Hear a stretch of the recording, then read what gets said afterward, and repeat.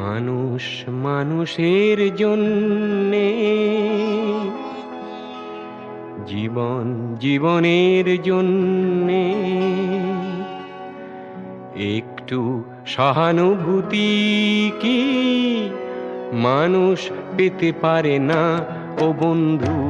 মানুষ মানুষের জন্যে, জীবন জীবনের জন্যে একটু সহানুভূতি কি মানুষ পেতে পারে না ও বন্ধু? মানুষ মানুষের জন্যে।